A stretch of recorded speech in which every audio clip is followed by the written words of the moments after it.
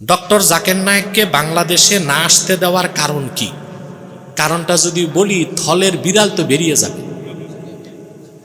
প্রথম কথা হচ্ছে, ডক্টর জাকির নায়েক তিনি বিশ্বে পরিচিতি লাভ করার আগে নায়েক পরিবারের সন্তান। তিনি ছিলেন শাফি মাযহাবের অনুসারী। কিছু সময় তিনি সালাফি লামাযহাবী মতবাদ গ্রহণ করেছিলেন। আলহামদুলিল্লাহ, পরবর্তীতে আহলুস সুন্নাহ জামাতের বিশ্ব বরেণ্য স্কলারদের সংস্পর্শ পেয়ে তিনি আবার এখন মাযহাবকে মানেন, আহলুস সুন্নাহ জামাতের অনুসরণ করেন। অতএব তার বাংলাদেশে আসতে দেওয়ার ক্ষেত্রে মুসলমানদের পক্ষ থেকে তো কোনো বাধা নাই। প্রশ্ন হচ্ছে, বাধা দেয় কে? প্রশ্ন আসে না? জাকির নায়েক তার জন্মভূমি ভারত থেকে বিতাড়িত বলবো না, এই শব্দটা নিব না, সেখানে অবাঞ্ছিত, সেখানে থাকে মালয়েশিয়া। সেখান থেকে পৃথিবীর বিভিন্ন জায়গায় তিনি লেকচার দিয়ে থাকেন। কিন্তু আপনি জানেন তাকে ভারত থেকে কেন বের করে দেওয়া হয়েছে? বাংলাদেশের হোলি আর্টিজানে একটা হামলা হয়েছিল, জানেন না? হোলি আর্টিজানে কারা হামলা করছে এখন পর্যন্ত আমাদের কাছে ধোঁয়াশা। কারণ বিগত 16 বছরে এমন জুলুম হয়েছে, রাজনৈতিক প্রতিপক্ষদেরকে তকমা দিয়ে হত্যা করা হয়েছে, হয় নাই? রাজনৈতিক প্রতিপক্ষ তাকে তকমা দিয়ে হত্যা করা হয়েছে। তো হোলি আর্টিজানে হামলা কারা করছে তা আমরা জানি না। যারা হামলায় অংশগ্রহণ করছে সব বাংলাদেশের ভার্সিটির ছাত্র ছিল। সেখানে সেই ঘটনায় দায়ী করা হলো জাকির নায়েককে। চিন্তা করেন, একেই মনে হয় বলা হয় উদুর পিণ্ডি বুদুর ঘাড়ে। তারপরে হিন্দুত্ববাদী উগ্র মালাউন সরকার ইন্ডিয়া ওয়ারেন্ট জারি করছে, তিনি সেফ এক্সিট, ভারত থেকে সরে গেছেন, মালয়েশিয়ায় আছে। ভারতের মতো একটা উগ্রবাদী হিন্দুত্ববাদী দেশে তাকে নিষিদ্ধ করা যেতে পারে, কিন্তু ইসলামিক স্কলার হিসেবে জাকির নায়েক বাংলাদেশে কেন নিষিদ্ধ হবেন? বাংলাদেশে আসতে কেন বাধা দেওয়া হবে? তাহলে বোঝা যাচ্ছে 5ই আগস্টের আগেও ওই সরকার যেমন ভারতের সাথে দালালির সম্পর্ক ছিল, বর্তমানে যারা আছে তাদেরও দালালির সম্পর্ক আছে। আমি এটার নিন্দা জানাই এবং তাকে বাংলাদেশে আসার এবং বক্তব্য দেওয়ার সুযোগ করে দেবার জন্য ইউনূস সরকারকে আহ্বান করছি।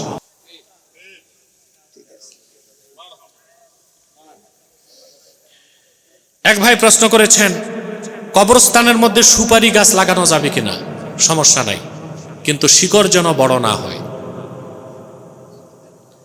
দ্বিতীয়, সুপারিগুলো খাইয়েন না, বিক্রি করে টাকাটা দান করে দিবেন। মহিলাদের পরিপূর্ণ পর্দা করে কবরস্থানের ভেতর গিয়ে জিয়ারত করতে পারবে কিনা? অনুমতি আছে, কিন্তু না যাওয়াই ভালো। ছোট ছেলে মেয়েদের কপালে টিপ পরানো যাবে কিনা? না, এটা হিন্দুয়ানি সংস্কৃতি, ছোট হোক বড় হোক কারোই উচিত হবে না। 12 রবিউল আউয়ালের দিন রোজা রাখা যাবে কিনা? যাবে, সওয়াবের কাজ।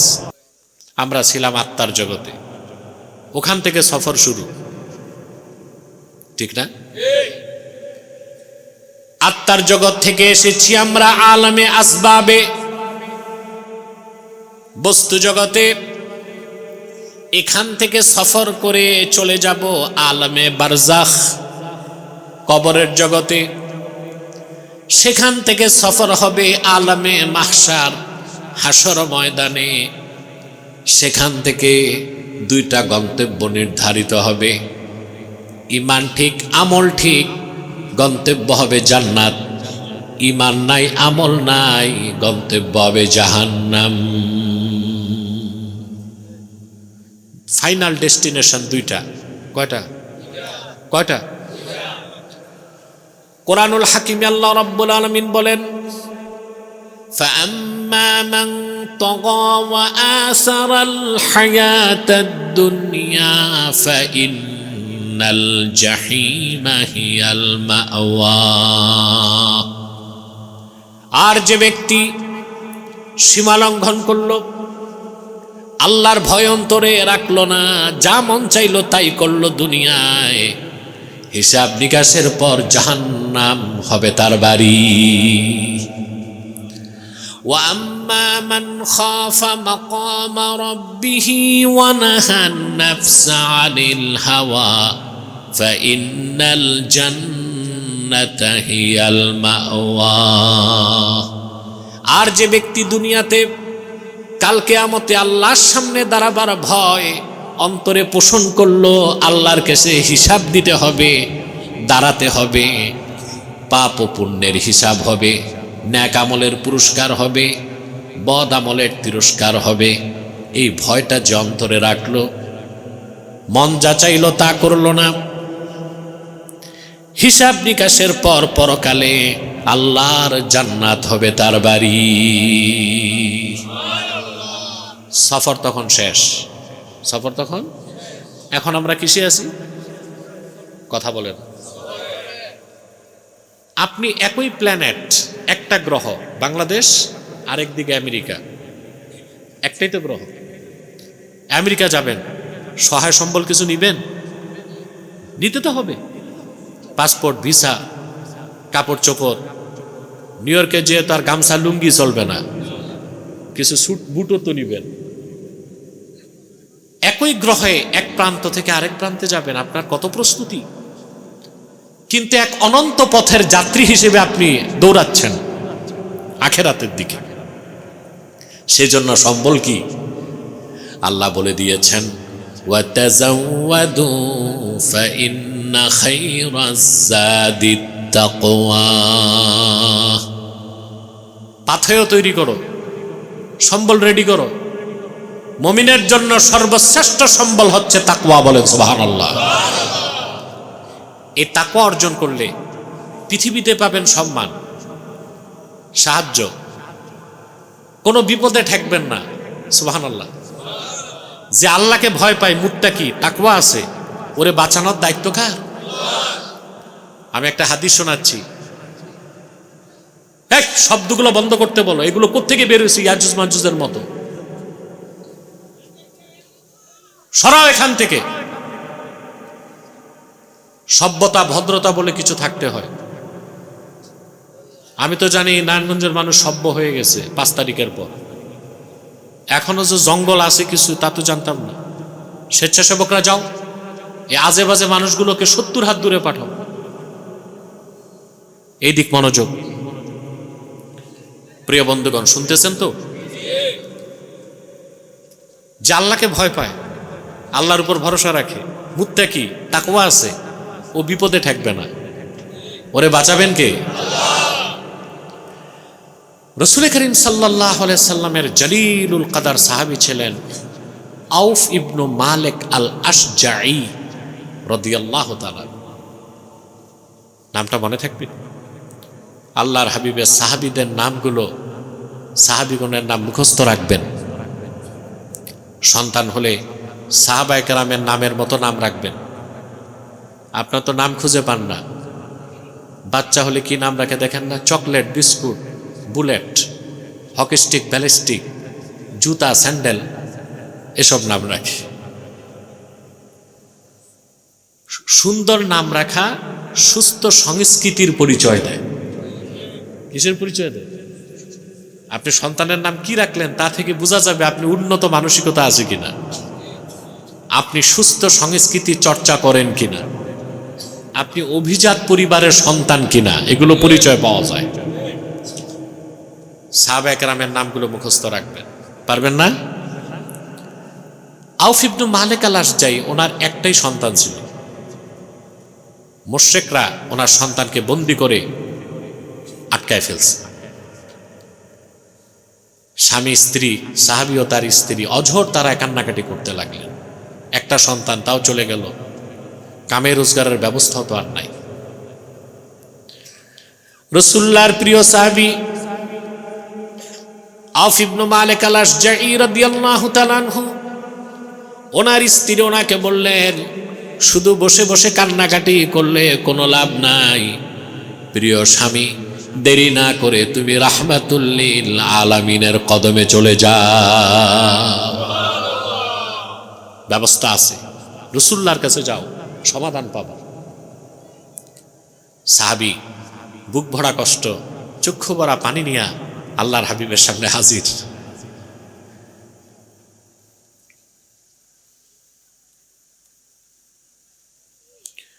রাসূলুল্লাহ সাল্লাল্লাহু আলাইহি ওয়াসাল্লাম বললেন, কি সমস্যা? সাহাবী বললেন, আমার একটাই সন্তান মুশরিকরা নিয়ে বন্দী করে ফেলেছে। আল্লাহর হাবিব তাকে বললেন, ইত্তাকিল্লাহ ওয়াসবির, আল্লাহকে ভয় করো, ধৈর্য ধরো। আর একটা আমল আমি দিয়ে দিচ্ছি, ওয়া আমুরুকা ওয়া ইয়্যাহা আন তাস্তাকসিরা মিন কওলি লা হাওলা ওয়ালা কুওয়াতা ইল্লা বিল্লাহ, আন তাস্তাকসিরা মিন কওলি লা হাওলা ওয়ালা কুওয়াতা ইল্লা বিল্লাহিল আলিয়্যিল আযীম। আল্লাহকে ভয় করো, সবর করো। তোমাকে আর তোমার স্ত্রীকে আদেশ করছি, রাসূলুল্লাহ বললেন, তোমরা দুইজন বেশি বেশি দোয়াটা পড়ো, লা হাওলা ওয়ালা কুওয়াতা ইল্লা বিল্লাহিল আলিয়্যিল আযীম। আল্লাহর হাবিবের উম্মত, আমাদেরকে আল্লাহ কি কি সম্পদ যে দিছে আমরা বুঝি না। এই দোয়াটা হচ্ছে কানজুম মিন কুনুজিল জান্নাহ। এত বড় হাতিয়ার আমাদের কাছে আছে, কিন্তু বিপদে পড়লে আমরা আগে দৌড় দেই পুলিশের কাছে, ঠিক কিনা? কথা বলে। রোগ হয়েছে ডাক্তার, সমস্যা হয়েছে কবিরাজ। অধিকাংশ কবিরাজ ভাওতাবাজ। এগুলো কি কবিরাজি যারা করে, গেলেই তো আপনাকে এমন এমন জিনিস চাইবে, আটলান্টিকের 3 ফোঁটা পানি, বঙ্গোপসাগরের লবণ, সুন্দরবনের কেওড়া পাতা, বান্দরবনের কড়ই গাছের পাতা, এগুলো আনতে আনতে আপনার জান যাবে, ঠিক কিনা? আর কুফরি কালামের মাধ্যমে ঈমানও যাবে। কবিরাজদের কাছে যাবেন না। আল্লাহওয়ালা বুজুর্গ যারা দোয়া তাবিজ করে, রুকিয়া শারঈয়া করে, তাদের কাছে যেতে পারে। তারা আল্লাহর কালামের বাইরে অন্য কোনো পথে যাবে না। প্রিয় বন্ধুগণ, বিপদে পড়লে হাই হুতাশ করবেন না। লা হাওলা ওয়ালা কুওয়াতা ইল্লা বিল্লাহিল আলিয়্যিল আযীম, এই দোয়াটা পড়বেন। যেভাবে বাতাসের মাধ্যমে কালো মেঘ কেটে যায়, আপনার বিপদ আপদে দোয়ার বরকতে কেটে যাবে। সাহাবীকে আল্লাহর হাবিব বললেন, আল্লাহকে ভয় করো, সবর করো, তুমিও তোমার স্ত্রী এই দোয়াটা পড়ো। সুবহানাল্লাহ বলবেন না? চোখের পানি মুছতে মুছতে সাহাবী বাড়ি আসলেন। প্রিয়তমা স্ত্রী জিজ্ঞেস করলেন, আল্লাহর হাবিব কি সমাধান দিয়েছেন? সাহাবী বললেন, ইন্না রাসূলুল্লাহি সাল্লাল্লাহু আলাইহি ওয়াসাল্লাম আমারানি ওয়া ইয়্যাকে আন নাস্তাকসিরা মিন কওলি লা হাওলা ওয়ালা কুওয়াতা ইল্লা বিল্লাহ। আল্লাহর রাসূল আমাকেও তোমাকে আদেশ করেছেন, সন্তান হারানোর বিপদ থেকে বাঁচার জন্য আমরা দুজন যেন বেশি বেশি লা হাওলা ওয়ালা কুওয়াতা ইল্লা বিল্লাহ দোয়াটা পড়তে থাকি। সাহাবী আল্লাহকে ভয় করলেন, সবর করলেন, রাসূলুল্লাহর হুকুম মোতাবেক দোয়া পড়তে লাগলেন। সুবহানাল্লাহ। আল্লাহ রাব্বুল আলামিন নিজের হাতে দায়িত্ব নিয়ে নিলেন, সাহাবীর সন্তানকে মুক্ত করে তার বাবার কোলে ফিরায় দেবার। বলেন সুবহানাল্লাহ। হাদিস সাক্ষ্য দেয়, যেখানে বন্দী রেখেছিল কাফেররা, আল্লাহ তাআলা কাফেরদের মনোযোগ তার থেকে সরাই দিয়েছেন। আল্লাহ হুকুম করছেন, হাতের বাঁধন ঢিলা হয়ে গেছে। সাহাবীর ছেলে নিজ থেকে মুক্ত হয়ে হাঁটা শুরু করছে। দেখে মরুভূমিতে কাফেরদের বকরির পাল। চিন্তা করছে, এতদিন বাড়ি ছিলাম না, বাবা মা কি খেয়ে আছে, আর আমি যে করবো কি, কাজ কাম তো বন্ধ ছিল। বকরিগুলোর পিছনে যে সাহাবীর সন্তান বললেন, আমি বাড়ি যাচ্ছি, তোমরা আমার সাথে বাড়ি চলো। হাদিস সাক্ষ্য দেয়, আউফ ইবনে মালিক আল আশজাই সন্তান একা বাড়ি ফিরে নাই, সন্তান বাপের কোলে ফিরেছে, সঙ্গে গনিমতের মাল 4000 বকরিও চলে এসেছে। আল্লাহু আকবার। আল্লাহ রাব্বুল আলামিন কোরআনের আয়াত নাজিল করে দিলেন, ওয়া মাইয়াত্তাকিল্লাহা ইয়াজআল লাহু মাখরাজা ওয়া ইয়ারযুকহু মিন হাইসু লা ইয়াহতাসিব। আর যে মুমিন আল্লাহর উপর ভরসা রাখে, আল্লাহকে ভয় করে, তাকওয়ার পথ ধারণ করে, আল্লাহ পাক তাকে বিপদের চরম মুহূর্তে বাঁচার ব্যবস্থা করে দেন, আর এমন জায়গা থেকে তার রিজিকের বন্দোবস্ত করে দেন যা সে ধারণাও করতে পারে না। তাকওয়া এর চেয়ে বড় সম্পদ নাই। তাকওয়ার বিনিময়ে আপনি পৃথিবীতে পাবেন সম্মান, শক্তি, মর্যাদা, সাহায্য, নুসরাত, রিজিক, আর কি চান? পরকালে পাবেন মুত্তাকি যদি হতে পারেন, তাকওয়াকে লালন করতে পারেন, বিনা আযাবে আল্লাহর জান্নাত পাবেন, জান্নাতের উঁচু মাকাম পাবেন। সুবহানাল্লাহ। মুত্তাকি বান্দা 1 সেকেন্ডের জন্য জাহান্নামে যাবে না, 1 সেকেন্ডের জন্য জাহান্নামে যাবে না। আল্লাহ রাব্বুল আলামিন কোরআন কারীমে বলেন, কুল হাল উনাব্বিউকুম বিখাইরিম মিন যালিকুম লিল্লাযীনা ইত্তাকাউ ইনদা রাব্বিহিম জান্নাতুন তাজরি মিন তাহতিহাল আনহারু খালিদিনা ফিহা ওয়া আজওয়াজুম মুতাহহারাতুন ওয়া রিদওয়ানুম মিনাল্লাহ। আল্লাহ রাব্বুল আলামিন বলেন, প্রিয় হাবিব মুহাম্মদ সাল্লাল্লাহু আলাইহি ওয়াসাল্লাম, আপনি মানব জাতিকে বলুন, এই দুনিয়ার যত সহায় সম্পদ আছে এর চেয়ে উত্তম যে সম্পদ, যে বিষয়টা, তা কি তোমাদের বলবো নাকি? সব শোনো। লিল্লাযিনা তাকাও, সেই সব বান্দাদের জন্য যারা তাকওয়া অবলম্বন করেছে, আল্লাহকে ভয় করেছে, মুত্তাকি হতে পেরেছে। ইনদা রাব্বিহিম জান্নাত, তাদের রবের কাছে তাদের জন্য রয়েছে অসংখ্য জান্নাত। তাজরি মিন তাহতিহাল আনহার, যে জান্নাত সমূহের নিচ দিয়ে স্বচ্ছ পানির ফোয়ারা প্রবাহিত। খালিদিনা ফিহা, চিরকাল সে জান্নাত সমূহে তারা বসবাস করবে। ওয়া আজওয়াজুম মুতাহহারা, সেই জান্নাতে তাদের জন্য থাকবে পবিত্র স্ত্রীগণ। ওয়া রিদওয়ানুম মিনাল্লাহ, আর বেহেশতে আল্লাহর পক্ষ থেকে সবচেয়ে বড় নেয়ামত বান্দাদেরকে যেটা দেওয়া হবে ওইটা হচ্ছে আল্লাহর সন্তুষ্টি। বলেন সুবহানাল্লাহ। এসব হচ্ছে মুত্তাকিদের জন্য। কাদের জন্য? যারা আল্লাহকে ভয় পায়, যারা আল্লাহকে, ঈমান আনার আগে না পরে। ঈমান না এনে আল্লাহকে ভয় পেলে আপনি সফলতা লাভ করতে পারবেন না।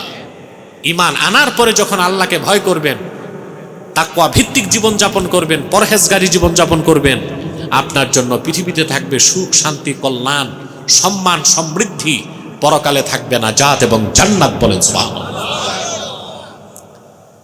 আল্লাহ শুধু জান্নাত দিবেন না, ওখানে দিবেন আজওয়াজুম মুতাহহারা, পবিত্র স্ত্রীগণ। সুবহানাল্লাহ। পবিত্র কেন? তাদের গোসল লাগবে না, পৃথিবীর কোনো মানুষ বা জিন তাদেরকে স্পর্শ করে নাই। এমন স্ত্রী পাবেন বেহেশতে। দুনিয়াতে আপনার বউ কত সুন্দরী, মিস ওয়ার্ল্ড, বিশ্ব সুন্দরী, বয়স বাড়ার সাথে সাথে তার চেহারার লাবণ্য কমে যাবে, সৌন্দর্যে ভাটা পড়বে, চামড়া কুঁচকে যাবে, দেহের সৌষ্ঠব ঠিক থাকবে না, এক সময় আপনার আকর্ষণও চলে যাবে। এই সাক্ষ্য দেয় জান্নাতে আল্লাহ রাব্বুল আলামিন যে স্ত্রীদেরকে দিবেন, মুমিন একবার তাকাবে, সৌন্দর্য উপভোগ করে দৃষ্টি সরাবে, দ্বিতীয়বার তাকাবে, সৌন্দর্য বেড়ে যাবে, তৃতীয়বার আবার বেড়ে যাবে। যতবার তাকাবে স্ত্রীর প্রতি বেহেশতে আকর্ষণ বাড়তে থাকবে। ওয়া রিদওয়ানুম মিনাল্লাহ, আল্লাহর পক্ষ থেকে সন্তুষ্টি, এটা বেহেশতের সবচেয়ে বড় নেয়ামত। সহিহ বুখারীতে এসেছে, বেহেশতিরা যখন বেহেশতে চলে যাবে, আল্লাহ তাআলা বেহেশতিদের সামনে উপস্থিত হবেন। এত আসতে বললেন? আল্লাহ বলবেন, আমার প্রিয় বান্দারা সন্তুষ্ট আছো? বেহেশতিরা জবাব দিবে, রাব্বুল আলামিন, যা চেয়েছি তা তো পেয়েছি, যা চাই নাই তাও তো পেয়েছি। তোমার সৃষ্টি জগতের মধ্যে কোন সৃষ্টিকে এত সম্মান করো নাই, আমাদেরকে যত সম্মান ও মর্যাদা দিয়েছ আল্লাহ, খুশি না হয়ে করব কি? আল্লাহ বলবেন, আমার পেয়ারা বান্দারা, সবচেয়ে খুশির কথাটা বলি নাই, এখন ঘোষণা দিচ্ছি, শোনো, আমি তোমাদের উপর রাজি হয়ে গেলাম, কোনোদিন আর বেজার হব না। এর নাম রিদওয়ানুম মিনাল্লাহ, আল্লাহর পক্ষ থেকে সন্তুষ্টি। এই জান্নাত, জান্নাতের মর্যাদা, এই উচ্চ শান সব হচ্ছে আল্লাহর হাবিবের ইমানদার উম্মত যারা মুত্তাকি, তাকওয়া ভিত্তিক জীবন যাপন করে তাদের জন্য। বলে সুবহানাল্লাহ। বেহেশত আল্লাহ বানাইছেন মুত্তাকিদের জন্য, বাকি গুনাহগাররা চান্সে ঢুকবে। কিসে ঢুকবে? তওবা করার পর চান্স পেয়ে ঢুকবে। কিন্তু বেহেশতটা আসলে কাদের জন্য? আল্লাহর হাবিবের ইমানদার উম্মত যারা মুত্তাকি তাদের জন্য। বলেন সুবহানাল্লাহ।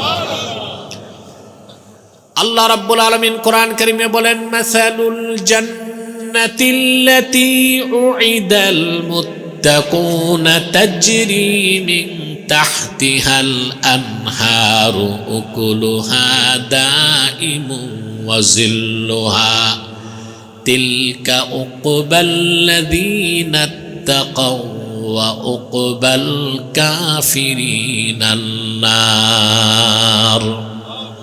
আল্লাহ রাব্বুল আলামিন বলেন, মাসালুল জান্নাত আই সিফাতুল জান্নাত আল্লাতী উইদাল মুত্তাকুন, যেই জান্নাত ওয়াদা করা হয়েছে মুত্তাকি বান্দাদের জন্য, সেই জান্নাতের দৃষ্টান্তটা কি রকম আল্লাহ বলেন, ওই জান্নাতের নিচ দিয়ে স্বচ্ছ পানির ফোয়ারা প্রবাহিত, উকুলুহা দাইমুন ওয়া জিল্লুহা, সে জান্নাতের ছায়াটাও চিরস্থায়ী, খাদ্যটাও চিরস্থায়ী। বলেন সুবহানাল্লাহ। ছায়া চিরস্থায়ী জান্নাতে, তা তো বুঝি, রোদ লাগবে না। কিন্তু জান্নাতে খাদ্যটাও চিরস্থায়ী, তার মানে কি? তার দুইটা অর্থ। একটা অর্থ, পৃথিবীতে খাদ্য পচে যায়, বেহেশতে কোনো ব্যাকটেরিয়া নাই, ভাইরাস নাই, পচবে না। দুনিয়াতে আপনি একটা আলু যদি ফ্রিজে রাখেন, কোল্ড স্টোরে রাখেন, কয় বছর থাকবে? 2, 4, 10 বছর পর আর আলু খুঁজে পাওয়া যাবে না? মনে হবে মাটির টুকরা। কথা বলে না, ওটার খাওয়ার উপযুক্ত থাকবে না। বেহেশতে কোনো খাদ্য পচবে না, অনন্তকাল তা ঠিক থাকবে। দ্বিতীয় হচ্ছে, বেহেশতের খাদ্য চিরস্থায়ী, তার মানে হচ্ছে চাওয়া মাত্র পাওয়া। চাওয়া মাত্র, চাইতেও হবে না। মুমিন মুসলমানের হৃদয়ে বেহেশতের কোনো খাদ্য বা রিজিক খাওয়ার আগ্রহ যদি জাগে, 2 ঠোঁটে তা ব্যক্ত করার আগে আল্লাহ রাব্বুল আলামিন নিয়ামত সামনে হাজির করে দিবে। চাওয়া মাত্র পাওয়া। সুবহানাল্লাহ বলেন। এই সব হচ্ছে মুত্তাকিদের জন্য। গুনাহগার বান্দারা তওবার পরে বেহেশত পাবে, কিন্তু মুত্তাকিদের মতো সম্মান পাবে না। তাদেরকে রাজকীয় অভ্যর্থনা দিয়ে বেহেশতে ঢুকানো হবে।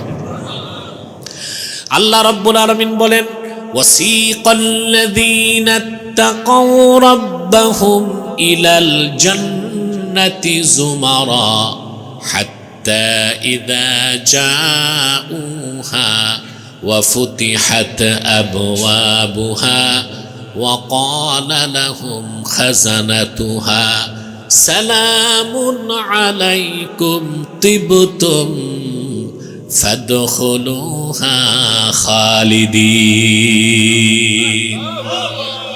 ওয়াসিকাল্লাযীনা ইত্তাকাউ রাব্বাহুম ইলাল জান্নাতি যুমারা, পৃথিবীতে যারা আল্লাহকে ভয় করেছে, তাকওয়া ভিত্তিক জীবন পরিচালনা করেছে, দলে দলে তাদেরকে উপস্থিত করা হবে সসম্মানে বেহেশতের দরজার কাছে। হাত্তা ইযা জাউহা, তারা যখন বেহেশতের সামনে পৌঁছে যাবে, ফুতিহাত আবওয়াবুহা, দরজায় কড়া নাড়তে হবে না, দরজার সামনে যাওয়ার সঙ্গে সঙ্গে জান্নাতের দরজাগুলো খুলে যাবে। ওয়াকালা লাহুম খাজানাতুহা, বেহেশতের রক্ষী যারা তারা বলবে সালামুন আলাইকুম, তোমাদের উপর শান্তি বর্ষিত হোক, তিবতুম, দুনিয়ায় তোমরা পবিত্র জীবন যাপন করেছ, ফাদখুলুহা খালিদিন, যাও অনন্তকালের জন্য আল্লাহর বেহেশতে প্রবেশ করো আর বসবাস করতে থাকো, চিরকাল এই রাজত্ব তোমাদের আল্লাহ দিয়ে দিয়েছেন। বলেন সুবহানাল্লাহ। তাকওয়া এমন এক সম্পদ মুমিনের জন্য, আল্লাহর ভয়টা মানুষকে পৃথিবীতে দিবে সম্মান, মর্যাদা, কল্যাণ, শক্তি, আখিরাতে দিবে নাজাত এবং জান্নাত। আমরা সে তাকওয়ার পথ বেছে নিব না? কথা বলে না। এখন তাকওয়ার ব্যাখ্যা কি তা তো বুঝতে হবে, নয়তো সারা রাত ওয়াজ শুনে হবে কি? ওয়াকায়াকি ওয়াকায়া থেকে তাকওয়া, ওয়াকায়াকি ওয়াকায়া থেকে তাকওয়া, এর মানে হচ্ছে নিজেকে বাঁচানো। কি করা? বাঁচানো। গুনাহ থেকে বাঁচার মাধ্যমে জাহান্নাম থেকে বাঁচা, এর নাম তাকওয়া। সুবহানাল্লাহ বলে। আমার ভাইরা, তাকওয়ার ব্যাখ্যা আমি আর কিছু দিব না। তাফসীর বাগাবীতে এসেছে, হযরত ওমর ইবনুল খাত্তাব রাদিয়াল্লাহু তাআলা আনহু হেঁটে যাচ্ছিলেন, কাবুল আহবার আসতেছিলেন। কাবুল আহবারকে দেখে হযরত ওমর জিজ্ঞেস করলেন, হাদ্দিসনি আনিত তাকওয়া, কাবুল আহবার, তাকওয়ার অর্থ কি আমার একটু ব্যাখ্যা করে শোনাও। হযরত কাবুল আহবার বললেন, আমিরুল মুমিনিন, আপনি কি কণ্টকা কীর্ণ কাটা বিছানো পথে হাঁটছেন কোনোদিন জঙ্গলে? হযরত ওমর বললেন, হ্যাঁ হেঁটেছি বহুবার। কেমন ভাবে হেঁটেছেন? সাবধানে হেঁটেছি, সন্তর্পণে হেঁটেছি, যেন বিষাক্ত কাটা আমার দেহে না লাগে, কাপড়েও না লাগে। কাবুল আহবার বললেন, আমিরুল মুমিনিন, এরই নাম তাকওয়া। এই দুনিয়ায় আল্লাহ তার হাবিবের পক্ষ থেকে যা কিছু হারাম করা হয়েছে, প্রত্যেকটাই মুমিনের জন্য এক একটা বিষাক্ত কাটা। আল্লাহর ভয়তে মুমিন যখন হারামের কাটা থেকে নিজের চরিত্রকে রক্ষা করবে, তার নাম তাকওয়া, আর সেই মহা সাধকের নাম মুত্তাকি। আল্লাহকে যে ভয় পায়, চুরি করবে, গীবত করবে, জেনা করবে, পরেরটা লুটে খাবে, দুর্নীতি করবে, এগুলো আমাদের দেশে আছে না নাই?